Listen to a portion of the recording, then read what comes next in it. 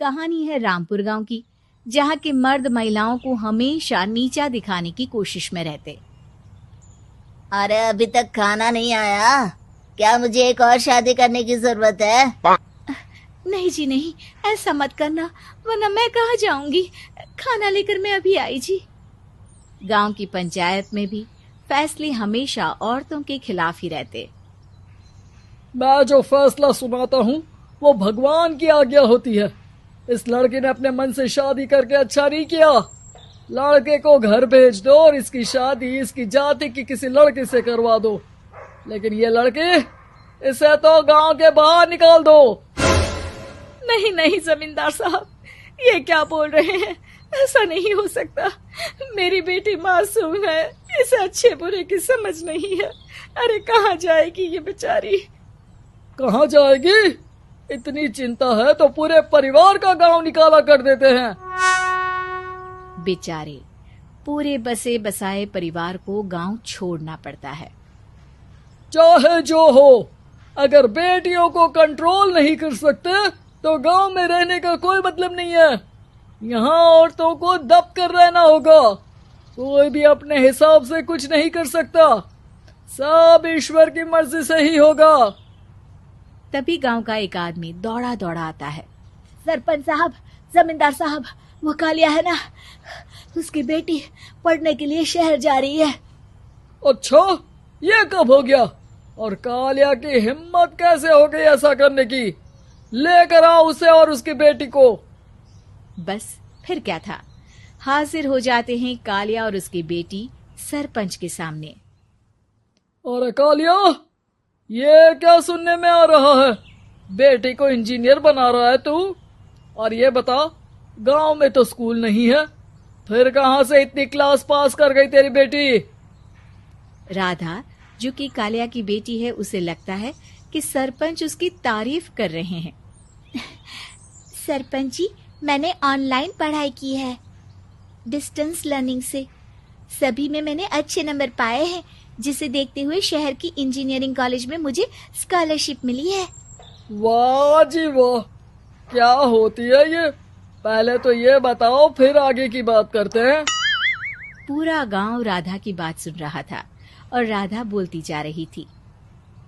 तो ऐसे मैं फ्री में एक अच्छी शिक्षा लेकर गांव में जो कुछ परेशानियां हैं, जैसे बिजली, पानी और इंटरनेट जैसी समस्याओं के लिए काम करूंगी।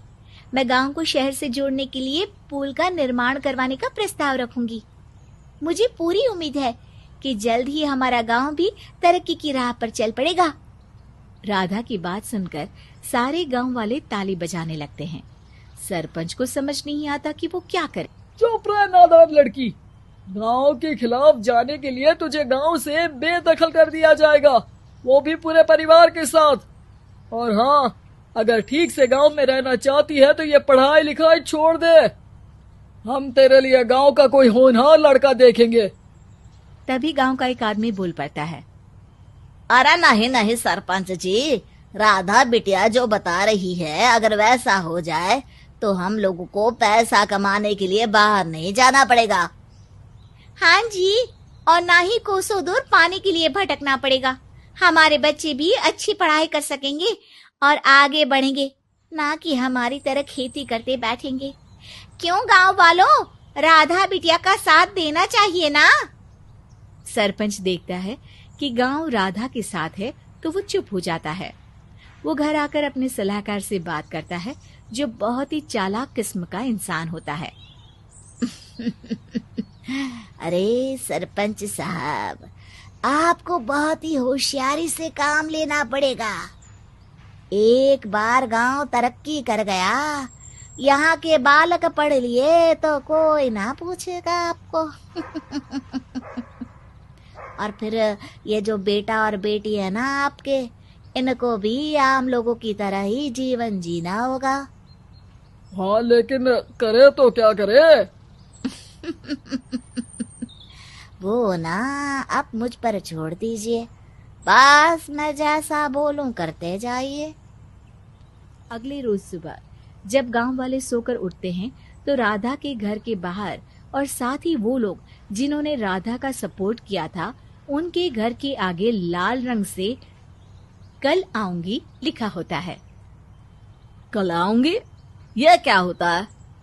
अरे यह तो खून से लिखा है, लगता है कोई भूत प्रेत या चुड़ैल का साया है। चलो सरपंच जी के पास चलते हैं। सभी सरपंच के पास जाकर उसे सारी बात बताते हैं। अरे ये तो बड़ी मुश्किल की बात है। चलो मैं एक बाबा को जानता हूँ, उन्हें बुला लेता हूँ। सरपंच बाबा को लेकर गांव के घर के बाहर जाता है। ओहो, तो ये वो चुड़ैल है जो उन लोगों को निशाना बनाते हैं जो गांव को बदलने का सपना देखते हैं। वो गांव को ऐसे ही संपन्न देखना चाहती है। वो नहीं चाहती कि कोई बाहरी यहाँ का कायाकल्प करे। क्या तुम लोगों में से किसी ने गांव को बदलने की सोच रखी है? तभी राधा की माँ रोते रोते आती है। मेरी राधा घर से गायब हो गई है। अरे कोई तो बचाओ, मेरी बच्ची कहाँ गई?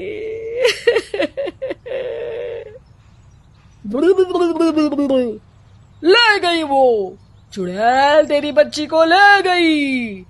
अब वो उसे श्रापित करके छोड़ेगी, उस पर चुड़ैल का साया हो जाएगा। तभी बुरी सी हालत में राधा भी वहां आ जाती है। उसके बाल चुड़ैल की तरह फैले होते हैं और कपड़ों में खून लगा होता है। सभी राधा को देखकर डर जाते हैं। माँ, पता नहीं मुझे कौन उठा कर ले गया था। अरे दूर हो जा चुड़ैल, अब हम लोग इस गांव में नहीं रुकेंगे। अरे कैसे बातें कर रहे हैं आप? कल तो आप मेरे भरोसे गांव का हुलिया बदलने, अपने बच्चों को पढ़ाने और तरक्की उन्नति की बात कर रहे थे, तो आज क्या हो गया आपको? ये फिर तुम लोगों को बहकाएगी। ये चुड़ैल गांव में आ चुकी है, ऐसे ही ये तुम्हारे घर के बच्चों को भी ले जाएगी। गांव वाले राधा को गांव से बाहर निकाल देते हैं। उसके माँ बाप रोते रहते हैं, लेकिन गांव वाले नहीं मानते। मैं भी अपनी बहन के साथ गांव के बाहर रहूंगा, लेकिन वो पढ़ाई नहीं छोड़ेगी। वहीं सरपंच के घर पर सलाहकार कहता है। देखा, सांप भी मर गया और लाठी भी नहीं टूटी। लेकिन अगले ही दिन सरपंच के घर के बाहर भी वही शब्द लिखे होते हैं और फिर सरपंच की बीवी कहती है, हमारी बेटी को किसी ने अगवा कर लिया है। तभी राधा का भाई वहां आ जाता है। अरे गांव वालों, मैंने सरपंच जी की बेटी को देखा था। वो चुड़ैल उसे उठाकर ले जा रही थी। अरे क्या मजाक कर रहे हो? नहीं नहीं सरपंच जी, आप नहीं जानते। वो चुड़ैल अब आपकी बेटी में आ जाएगी, जैसे राधा के अंदर आ गई थी। तभी सरपंच की बेटी वैसी ही हालत में वहां आती है जैसे राधा आई थी। पापा, पता नहीं कैसे मैं गायब हो गई थी। चुड़ैल, इसके अंदर भी चुड़ैल का साया है, मारो इसे। अरे नहीं नहीं, इसे भी राधा के पास गांव के बाहर ही भेज दो। अरे चुप रहो, मेरी बेटी कहीं नहीं जाएगी और चुड़ैल वुड़ैल कुछ नहीं होता है। अरे कैसे बात कर रहे हो सरपंच जी? आप तो बोल रहे थे कि आपका फैसला भगवान का ज्ञान होता है, तो अपने पर बात आई तो अब आप ऐसे बोल रहे हैं। अरे ना ना ना, आपको अपनी बेटी को त्यागना ही होगा। अरे बुलाओ बाबा को। राधा का भाई बाबा को ले आता है, जिसे अब गांव वालों के डर के कारण सच बोलना पड़ता है। मैं कोई बाबा नहीं हूँ, मैं तो मोची था। ये सलाहकार महोदय ने मुझे कहा था एक्टिंग करने को। अब वो मुझे पैसे देने वाले हैं। अब मुझे माफ कर दो। गलती हो गई, मुझे माफ कर दो। तभी वहां राधा आ जाती है।